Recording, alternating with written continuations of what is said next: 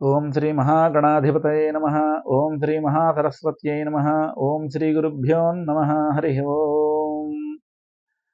మనం ప్రతి మాసం కూడా కాలభైరవ ఆరాధన కోసం మనం ఏ డేటు, కాలభైరవాష్టమి ఎప్పుడు చేయాలి, కూష్మాండ దీపం ఏ రోజున ఏ సమయానికి వెలిగించాలనేటువంటిది మనం ప్రతి నెల చెప్పుకునేటువంటి ఎపిసోడ్లో భాగంగా మనకి ఈ యొక్క జ్యేష్ఠ మాసంలో ఈ యొక్క అష్టమి పర్వదినం 29వ తేదీ శనివారం వచ్చిందండి.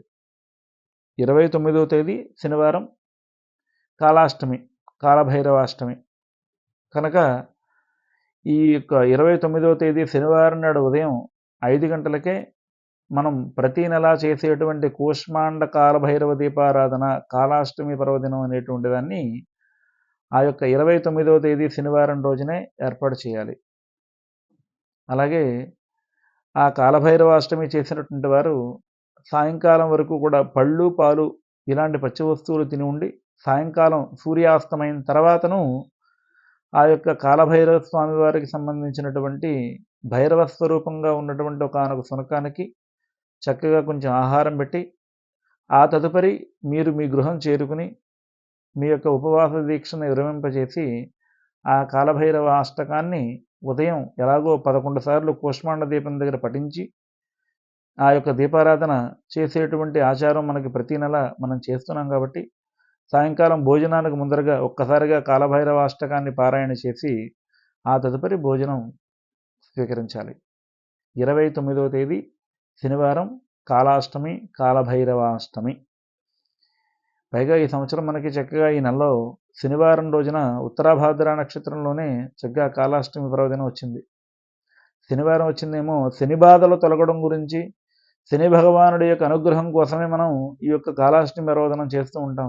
ఆ చక్కగా అది ఆ రోజు వచ్చింది కాబట్టి మీ అందరికీ కూడా ఏలినాటి శని, అష్టమ శని, అర్ధాష్టమ శని, శని మహర్దశ ఇవన్నీ కూడా మీకు యోగాన్ని ఇవ్వడమే కాకుండా అది దోషాన్ని ఇస్తుందేమో, ఇది ఇబ్బంది పెడుతుందేమో అనుకునేటువంటిది కూడా మీకు మంచి చేసేటువంటి స్థితి ఇవ్వగలిగినటువంటి మహాపర్వదినం కాలాష్టమి పర్వదినం. అది మనకి 29వ తేదీ శనివారం రోజున ఆచరించి తరించండి.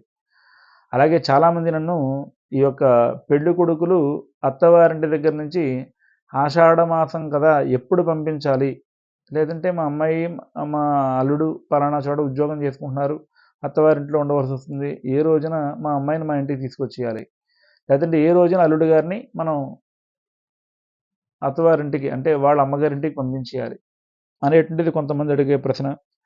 అయితే మనకి ఈ జూలై నెలలో 5వ తేదీ శుక్రవారం అమావాస్య వచ్చింది కాబట్టి జూలై 4వ తారీఖు లక్ష్మీవారం రోజునే, జూలై 4వ తేదీ లక్ష్మీవారం రోజునే మన అమ్మాయిని అయితే మన ఇంటికి తీసుకొచ్చేయాలి, అల్లుడు గారిని అయితే ఆ రోజు మధ్యాహ్నం భోజనం పెట్టి పంపించేయాలి. అంటే 5వ తేదీ మళ్ళీ అమావాస్య అవుతుంది, శుక్రవారం అయింది కాబట్టి 6వ తారీఖు నుంచి మళ్ళీ ఆషాఢ మాసం ప్రారంభం కాబట్టి కనుక ఆ ప్రకారంగా ఆషాఢ మాసానికి సంబంధించినటువంటి మనం ఇందాక చెప్పుకున్నటువంటి ఎపిసోడ్లో ఉన్నటువంటి ఆ యొక్క వారాహి అమ్మవారిని ఆరాధన చేసే ప్రక్రియ 6వ తేదీ ప్రారంభించబడుతుంది. 6వ తేదీ నుంచి ఆషాఢ మాసం మొదలు కాబట్టి 4వ తేదీనే ఆ యొక్క ఆషాఢ మాసానికి సంబంధించి మన గృహానికి మన అమ్మాయిని తీసుకొచ్చేసేటువంటి రోజు అనమాట. ఆ ప్రకారంగా ఆచరించండి.